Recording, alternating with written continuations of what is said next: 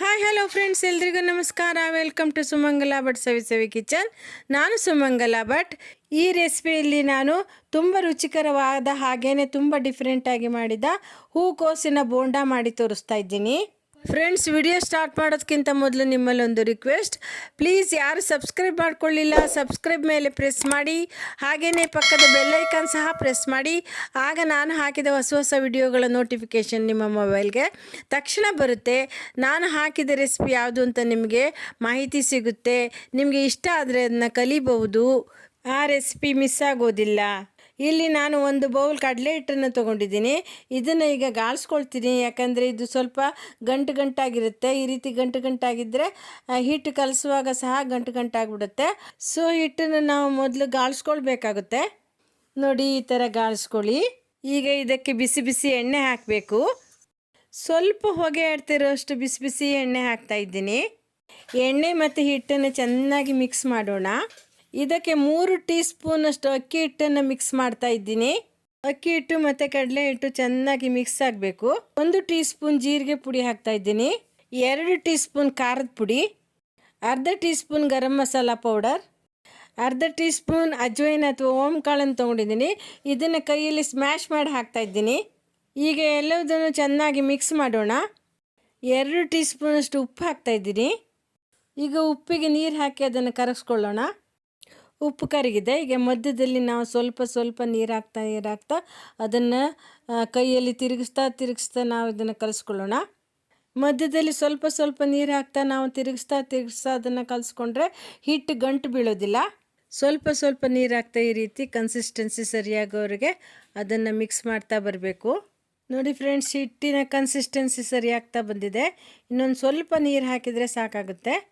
ನೋಡಿ, ಹಿಟ್ಟು ಈ ರೀತಿ ಆಗೋ ತನಕ ನಾವು ಸ್ವಲ್ಪ ನೀರು ಹಾಕ್ತಾ ತಿರುಗಿಸ್ತಾ ಬರಬೇಕು. ನೋಡಿ, ಈ ರೀತಿ ಹಿಟ್ಟು ಈ ರೀತಿ ಕನ್ಸಿಸ್ಟೆನ್ಸಿ ಬರೋ ತನಕ ನೀವು ಸ್ವಲ್ಪ ನೀರು ಹಾಕ್ತಾ ತಿರುಗಿಸ್ಬೇಕು. ನೋಡಿ, ಈಗ ಹಿಟ್ಟಿನ ಕನ್ಸಿಸ್ಟೆನ್ಸಿ ಸರಿಯಾಗಿದೆ.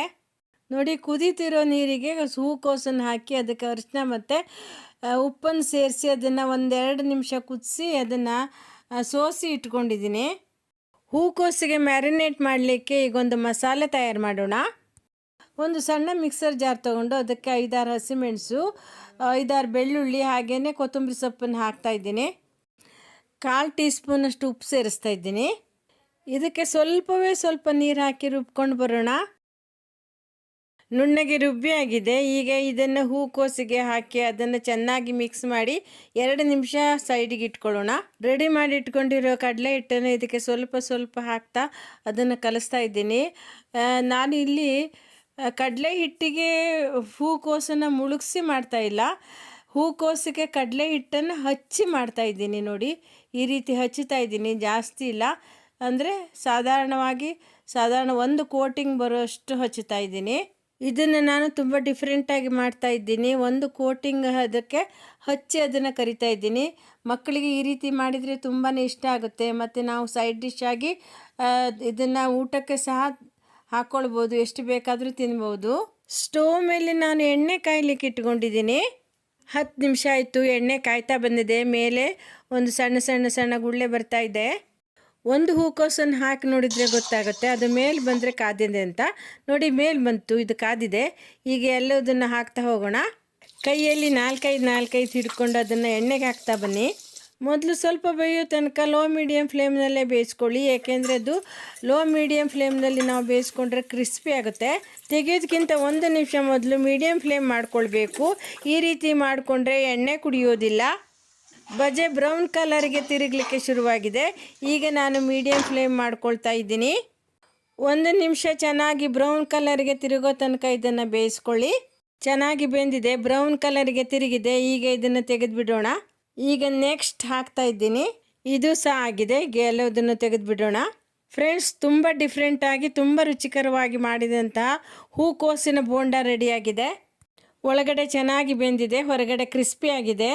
ಮಕ್ಕಳಿಂದ ಹಿಡಿದು ದೊಡ್ಡವ್ರ ತನಕ ಇದನ್ನು ತುಂಬ ಇಷ್ಟಪಟ್ಟು ತಿಂತಾರೆ. ನೀವು ಒಂದು ಸಾರಿ ಇದನ್ನು ಮಾಡಿ ನೋಡಿ, ಹೇಗಾಗಿದೆ ಅಂತ ನನಗೆ ಕಾಮೆಂಟ್ ಮೂಲಕ ತಿಳಿಸಿ. ಲೈಕ್ ಮಾಡಿ, ಶೇರ್ ಮಾಡಿ. ಮತ್ತೊಂದು ರೆಸಿಪಿಯೊಂದಿಗೆ ಮತ್ತೆ ಬರ್ತೀನಿ. Thank you so much. Take care. Bye bye.